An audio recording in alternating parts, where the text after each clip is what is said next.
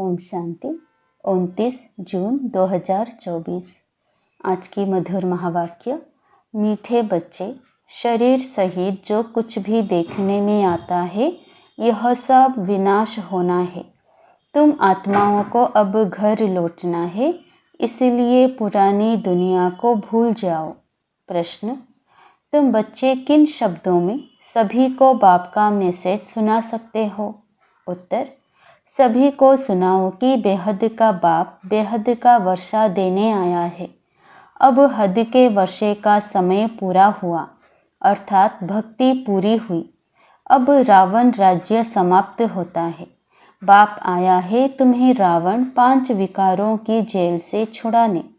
यह पुरुषोत्तम संगम युग है। इसमें तुम्हें पुरुषार्थ कर देवी गुणों वाला बनना है। सिर्फ पुरुषोत्तम संगम युग को भी समझ ले तो स्थिति श्रेष्ठ बन सकती है। ओम शांति। अब रूहानी बच्चे क्या कर रहे हैं? अव्यभिचारी याद में बैठे हैं। एक होती है अव्यभिचारी याद, दूसरी होती है व्यभिचारी याद। अव्यभिचारी याद अथवा अव्यभिचारी भक्ति जब पहले शुरू होती है तो सब शिव की पूजा करते हैं। ऊंचे ते ऊंच भगवान वही है। वह बाप भी है, फिर शिक्षक भी है। पढ़ाते हैं। क्या पढ़ाते हैं? मनुष्य से देवता बनाते हैं। देवता से मनुष्य बनने में तुम बच्चों को 84 जन्म लगे हैं और मनुष्य से देवता बनने में 1 सेकंड लगता है। यह तो बच्चे जानते हैं। हम बाप की याद में बैठे हैं। वह हमारा टीचर भी है, सतगुरु भी है। योग सिखाते हैं कि एक की याद में रहो। वह खुद कहते हैं, हे आत्माओं, हे बच्चे, देह के सब संबंध छोड़ो, अब वापस जाना है। यह पुरानी दुनिया बदल रही है, अभी यहाँ रहना नहीं है। पुरानी दुनिया के विनाश लिए ही यह बारूद आदि बनाए हुए हैं। नेचुरल कैलेमिटीज भी मदद करती है। विनाश तो होना है जरूर। तुम पुरुषोत्तम संगम युग पर हो, यह आत्मा जानती है। हम अभी लौट रहे हैं, इसलिए बाप कहते हैं इस पुरानी दुनिया, पुरानी देह को भी छोड़ना है। देह सहित जो भी इस दुनिया में देखने में आता है यह सब विनाश हो जाना है। शरीर भी खत्म होना है। अब हम आत्माओं को घर लौटना है। लौटने बिगर नई दुनिया में आ नहीं सकेंगे। अब तुम पुरुषोत्तम बनने का पुरुषार्थ कर रहे हो। पुरुषोत्तम है यह देवताएं। सबसे ऊंचे ते ऊंच है निराकार बाप। फिर मनुष्य सृष्टि में आओ तो इसमें है ऊंच देवता। वह भी मनुष्य हैं परंतु देवी गुणों वाले। फिर वही आसुरी गुणों वाले बनते हैं। अब फिर आसुरी गुणों से देवी गुणों में जाना पड़े, सतयुग में जाना पड़े। किसको? तुम बच्चों को। तुम बच्चे पढ़ रहे हो, औरों को भी पढ़ाते हो। सिर्फ बाप का ही मैसेज देना है। बेहद का बाप बेहद का वर्षा देने आए हैं। अब हद का वर्षा पूरा होता है। बाप ने समझाया है 5 विकारों रूपी रावण की जेल में सब मनुष्य हैं। सब दुख ही उठाते हैं, सुखी रोटी मिलती है। बाप आ करके सबको रावण की जेल से छुड़ाए सदा सुखी बनाते हैं। बाप के सिवाय मनुष्य को देवता कोई बना ना सके। तुम यहाँ बैठे हो मनुष्य से देवता बनने के लिए। अभी है कलयुग, बहुत धर्म हो गए हैं। तुम बच्चों को रचता और रचना का परिचय खुद बाप बेट देते हैं। तुम सिर्फ ईश्वर परमात्मा कहते थे। तुमको यह पता नहीं था कि वह बाप भी है, टीचर भी है, गुरु भी है। उनको कहा जाता है सतगुरु। अकाल मूर्ति भी कहा जाता है। तुमको आत्मा और जीव कहा जाता है। वह अकाल मूर्त इस शरीर रूपी तख्त पर बैठे हैं। वह जन्म नहीं लेते हैं। तो वह अकाल मूर्त बाप बच्चों को समझाते हैं, मेरा अपना रथ नहीं है। मैं तुम बच्चों को पावन कैसे बनाऊं? मुझे तो रथ चाहिए ना। अकाल मूर्ति को भी तख्त तो चाहिए। अकाल तख्त मनुष्य का होता है और कोई का नहीं होता है। तुम हर एक को तख्त चाहिए। अकाल मूर्त आत्मा यहाँ विराजमान है, वह सभी बाप का है। उनको कहा जाता है महाकाल। वह पुनर्जन्म में नहीं आते हैं। तुम आत्माएं पुनर्जन्म में आती हो। मैं आता हूँ कल्प के संगम युगे। भक्ति को रात, ज्ञान को दिन कहा जाता है। यह पक्का याद करो। मुख्य है ही दो बातें, अल्फ और बे, बाप और बादशाही। बाप आकर बादशाही देते हैं और बादशाही के लिए पढ़ाते हैं, इसलिए इसको पाठशाला भी कहा जाता है। भगवान उवाच, भगवान तो है निराकार, उनका भी पाठ होना चाहिए। वह है ऊंचते ऊंचे भगवान, उनको सभी याद करते हैं। बाप कहते हैं ऐसा कोई मनुष्य नहीं होगा जो भक्ति मार्ग में याद ना करता हो।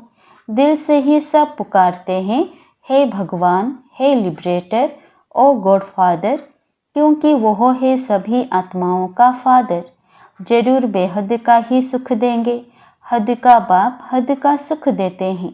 कोई को पता नहीं अब बाप आए हैं। कहते हैं बच्चों, और संग तोड़ मुझे एक बात को याद करो। यह भी बाप ने बताया है। तुम देवी देवता नई दुनिया में रहते हो, वहाँ तो अपार सुख है। उन सुखों का अंत नहीं पाया जाता है। नए मकान में सदैव सुख होता है, पुराने में दुख होता है। तब तो बाप बच्चों के लिए नया मकान बनवाते हैं। बच्चों का बुद्धियोग नए मकान में चला जाता है। यह तो हुई हद की बात। अभी तो बेहद का बाप नई दुनिया बना रहे हैं। पुरानी दुनिया में जो कुछ देखते हो वह कब्रिस्तान होना है। अभी परिस्तान स्थापन हो रहा है। तुम संगम युग पर हो। कलयुग की तरफ भी देख सकते हो, सतयुग की तरफ भी देख सकते हो। तुम संगम पर साक्षी हो, देखते हो। प्रदर्शनी में अथवा म्यूजियम में आते हैं तो वहाँ भी तुम संगम पर खड़ा कर दो। इस तरफ है कलयुग, उस तरफ है सतयुग, हम बीच में हैं। बाप नई दुनिया स्थापन कर रहे हैं जहाँ पर बहुत थोड़े मनुष्य होते हैं और कोई भी धर्म वाला नहीं आता है। सिर्फ तुम ही पहले पहले आते हो। अभी तुम स्वर्ग में जाने का पुरुषार्थ कर रहे हो। पावन बनने के लिए ही मुझे पुकारा है कि हे बाबा, हमको पावन बनाकर पावन दुनिया में ले चलो। ऐसे नहीं कहते कि शांति धाम में ले चलो। परम धाम को कहा जाता है स्वीट होम। अभी हमको घर जाना है, जिसको मुक्ति धाम कहा जाता है, जिसके लिए ही सन्यासी आदि शिक्षा देते हैं। वह सुखधाम का ज्ञान दे नहीं सकते। वह है निवृत्ति मार्ग वाले। तुम बच्चों को समझाया गया है कौन कौन धर्म कब कब आते हैं। मनुष्य सृष्टि रूपी झाड़ में पहले पहले फाउंडेशन तुम्हारा है। बीज को कहा जाता है वृक्षपति। बाप कहते हैं मैं वृक्षपति ऊपर में निवास करता हूँ। जब झाड़ एकदम जर्जरीभूत हो जाता है तब मैं आता हूँ देवता धर्म स्थापन करने। बनेन ट्री का बड़ा वंडरफुल झाड़ है, बिगर फाउंडेशन बाकी सारा झाड़ खड़ा है। इस बेहद के झाड़ में भी आदि सनातन देवी देवता धर्म है नहीं, बाकी सब धर्म खड़े हैं। तुम मूल वतन निवासी थे, यहाँ पाट बजाने आए हो। तुम बच्चे ऑलराउंड पाट बजाने वाले हो, इसलिए 84 जन्म है मैक्सिमम, फिर मिनिमम 1 जन्म। मनुष्य फिर कह देते 84 लाख जन्म, वह भी किसके होंगे यह भी समझ नहीं सकते।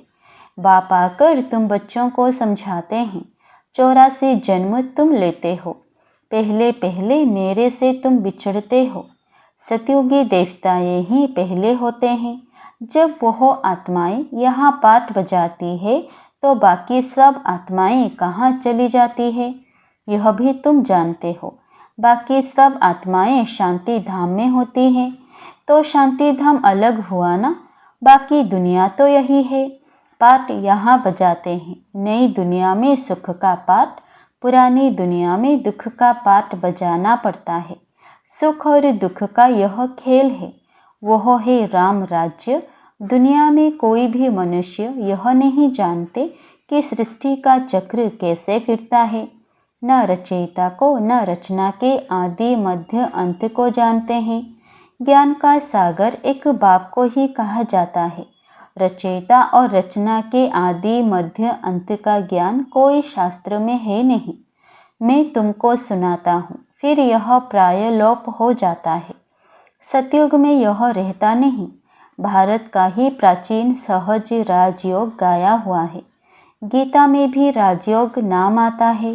बाप तुम्हें राजयोग सिखलाकर राजाई का वर्षा देते हैं। बाकी रचना से वर्षा मिल ना सके। वर्षा मिलता ही है रचता बाप से।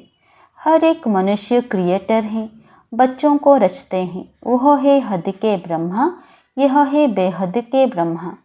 वह है निराकार आत्माओं के पिता, वह लौकिक पिता। यह फिर है प्रजापिता। प्रजापिता कब होना चाहिए? क्या सतयुग में? नहीं, पुरुषोत्तम संगम युग पर होना चाहिए। मनुष्यों को यह भी पता नहीं है कि सतयुग कब होता है।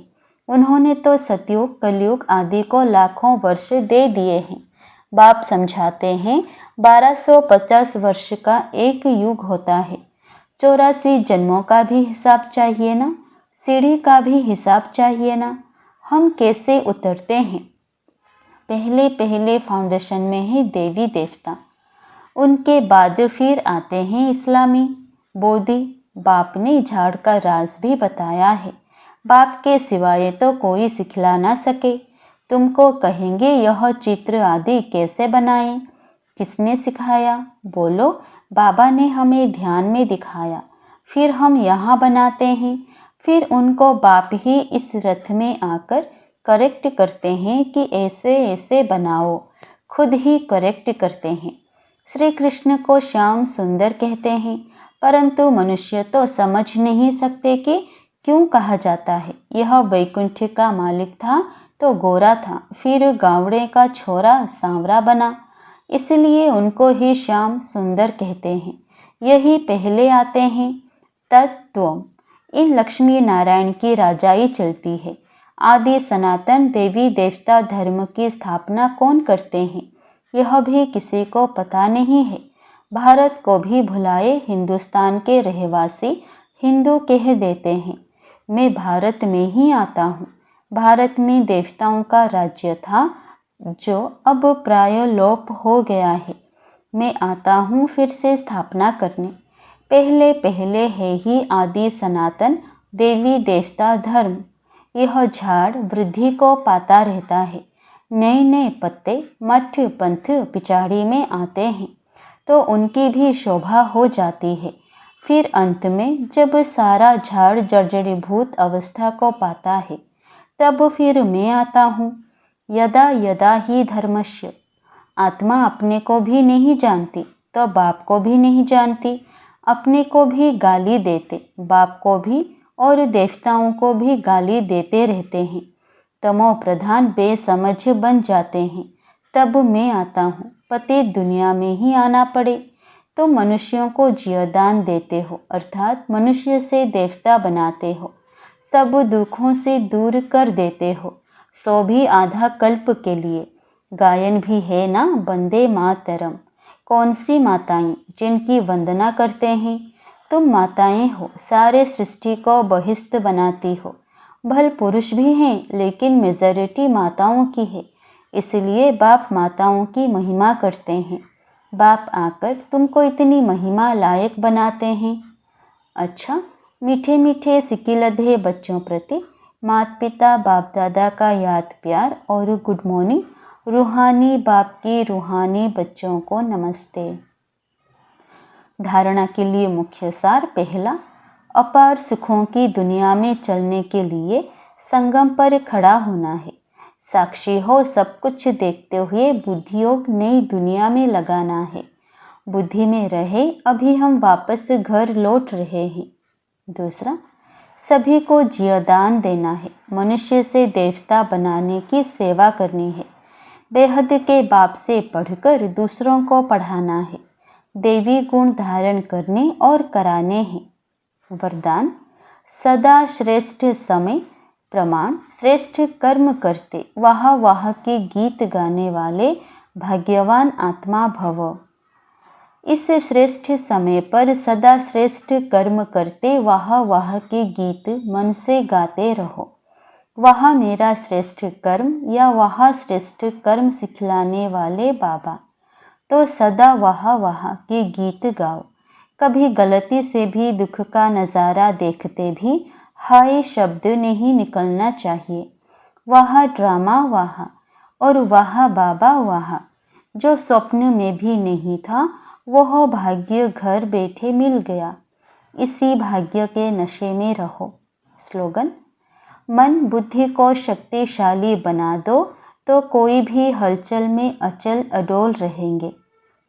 मन बुद्धि को शक्तिशाली बना दो तो कोई भी हलचल में अचल अडोल रहेंगे। ओम शांति।